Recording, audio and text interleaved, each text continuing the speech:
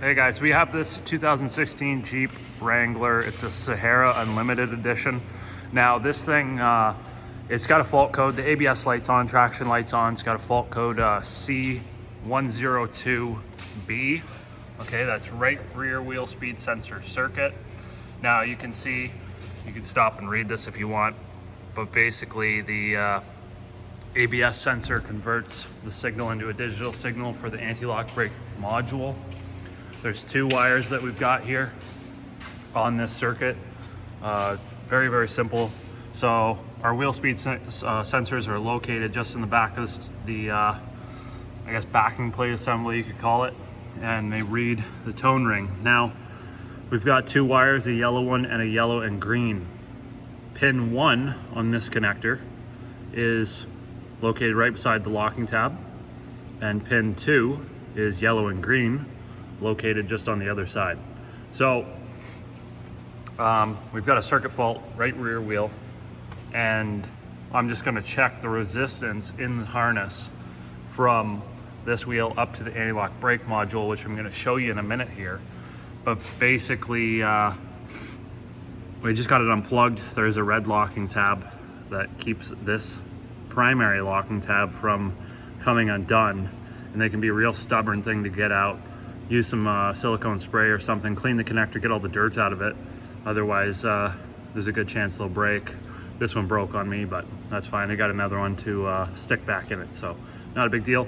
I have it hooked up right now. I've put some pins into the connector up front. So what we're gonna do here is just grab our multimeter, and we're gonna do a resistance check. Pretty simple.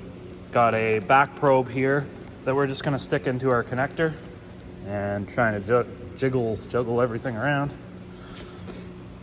I'll get this set up and we'll take some measurements. All right, so you can see in the on the meter here, we've got 0.60 ohms. That's a good resistance reading of that circuit. That's on our yellow and green wire. Now we're going to switch over to our just solid yellow wire, which is pin 1. We can see that we've got just shy of 1,000,000 ohms there, so that's definitely not good. We will have some resistance somewhere in the wiring, so we know that it's not our wheel speed sensor itself or the module up front. Now, before I brought this thing in and set it up to what we're watching right now, I did use the scan tool and actually graphed everything. Took it for a drive and graphed all the wheel speed signals. And the right rear wheel was just completely flatlined. It had no response whatsoever.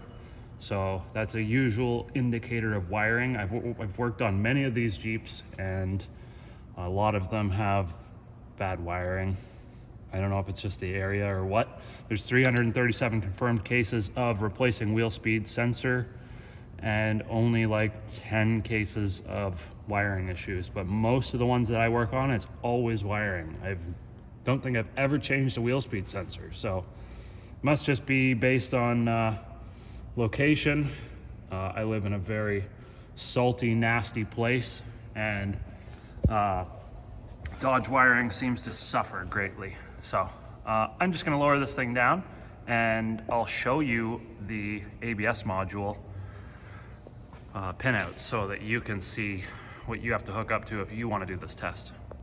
Okay, so here's the wiring diagram. You can see our sensors on the bottom there, left rear, right front.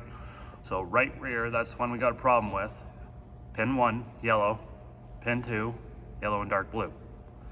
Those go right to the ABS module. There is an intermediate connector, but right to the module, pins 42 and 43. So yellow is 43, and yellow and dark blue is 42. Now, on this connector, this is where your ABS module is, right? So you get this connector off, and looking at it like this, pin 1 is down here, and then it goes across this way, and then it goes back over this way, and then starting here, it goes down all the way here to, I believe, pin 47, if I'm not mistaken. So I have just a couple small pins that I use for these connectors. I actually depinned some connectors and took some terminals out that are the exact size for this connector. So just be careful if you're doing testing and stuff like that. Don't jam something into these pins or you'll spread them. So be careful. But yeah, if you pay attention and look really closely at the connector, you'll notice that there's actually numbers. You can see number 1 right there. And then on this one up here, 32.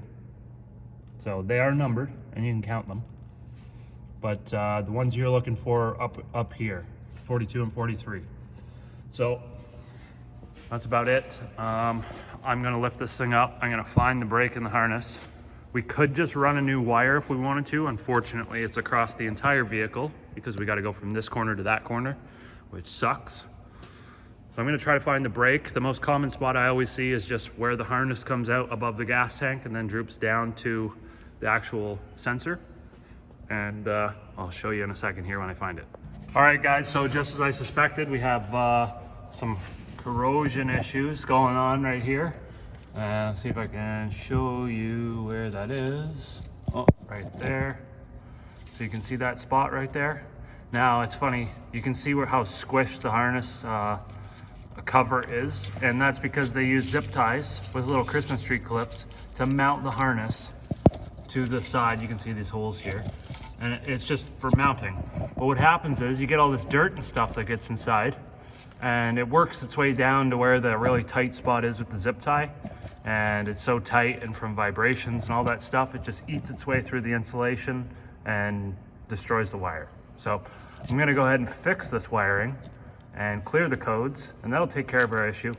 But just remember, you can see this is a twisted pair of wire, and they do that to cancel out any magnetic interference in the circuit. So if you do any wiring repairs, make sure that you twist your wires back up. I've seen some that are not twisted that don't have any issues, but there's a potential chance that there could be some faults that come up. So hopefully this helps you. If you liked the video, give it a thumbs up. You got any comments, throw them down in the comment section below, and I'll answer your questions the best that I can. If you like this kind of content, subscribe to the channel, and we'll catch you in the next one. See ya.